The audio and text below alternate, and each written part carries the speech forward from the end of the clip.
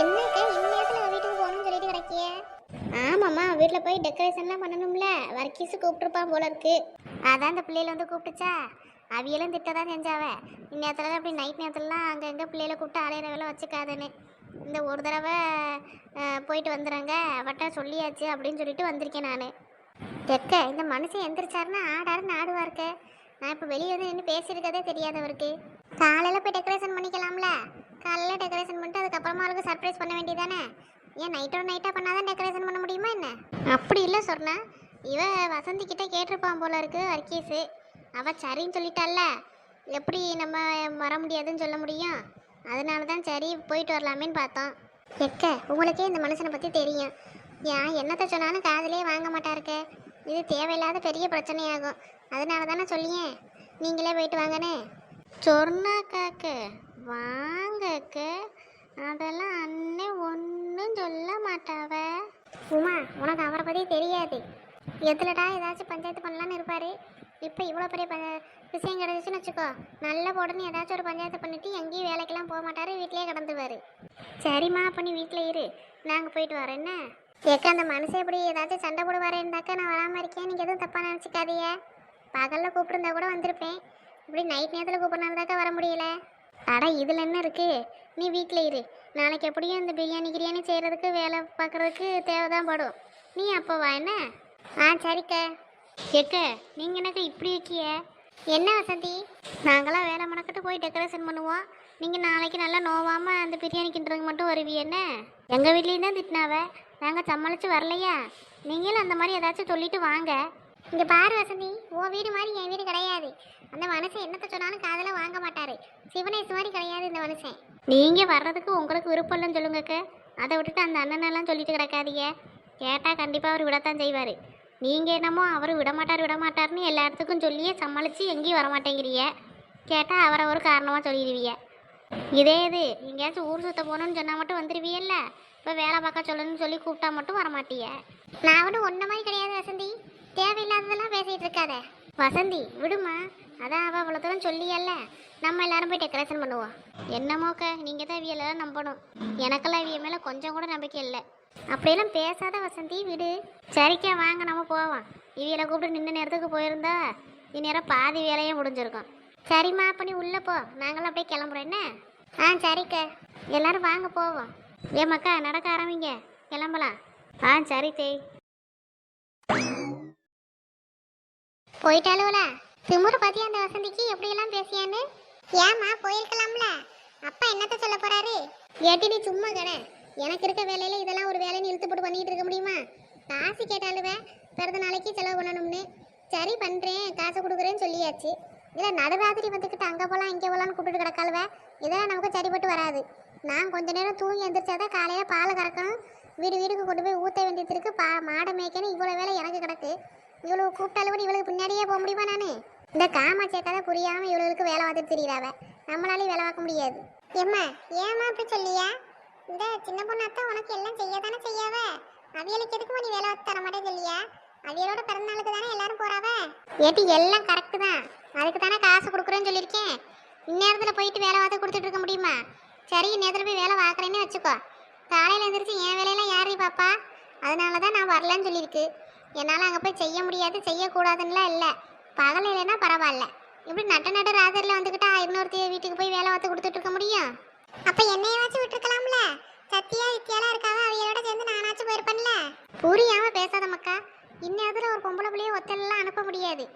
அவியலுக்கு காமாச்சக்காக்கே புரியாமல் பிள்ளைகளை கூட்டிகிட்டு போய் தெரியாவ. இப்படி யார் வீட்டுக்கும் பிள்ளைகளெலாம் கூட்டிகிட்டு போக முடியாது.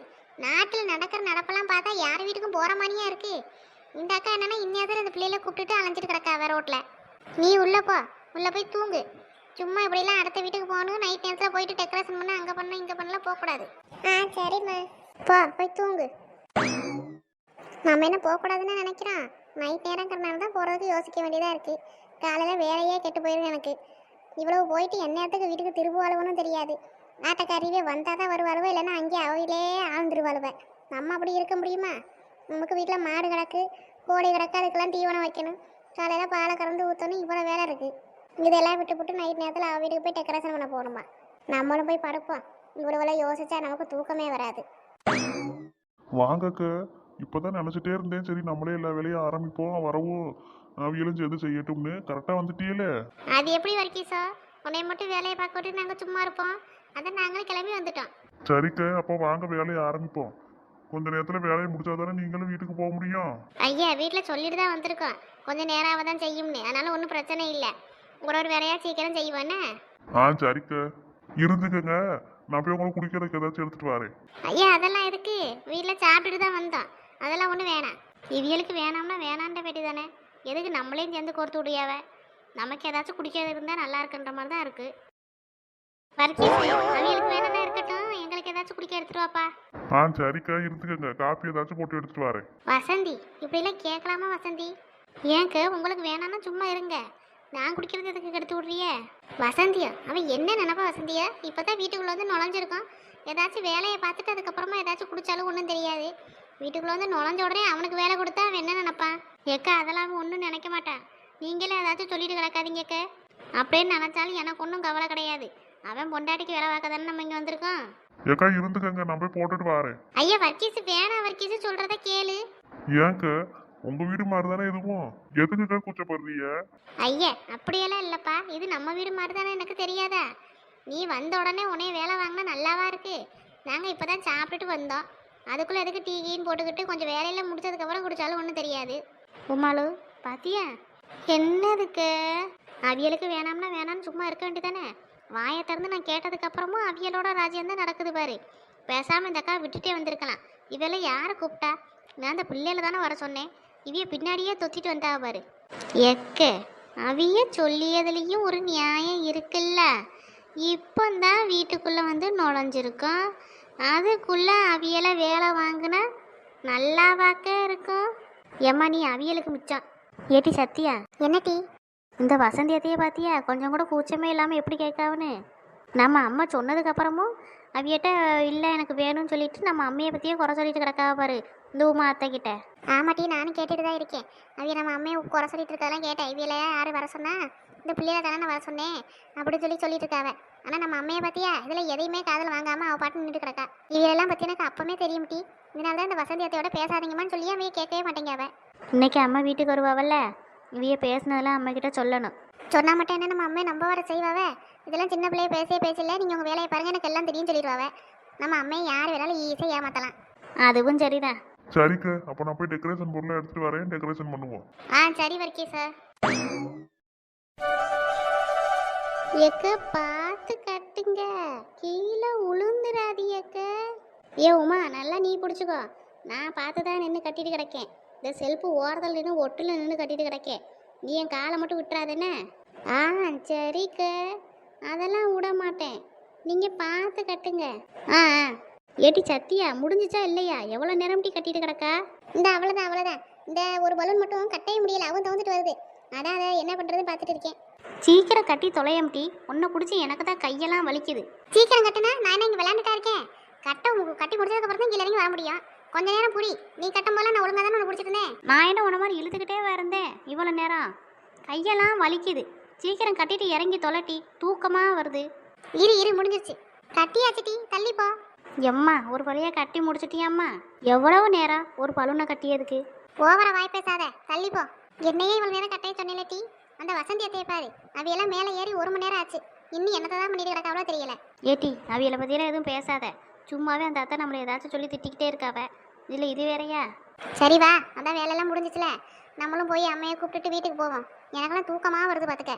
ஆமாம் சத்யா, எனக்கும் தூக்கமாக வருது. மணியை பற்றியா என்னாச்சுன்னு? மணி விடிய காலில் 4:30 ஆயிடுச்சு. இவ்வளோ நேரம் உட்காந்து வேலை பார்த்துருக்கோம் நம்ம. ஆமாம், எனக்கெல்லாம் அப்படியே கண்ணை இருட்டிக்கிட்டு வருது.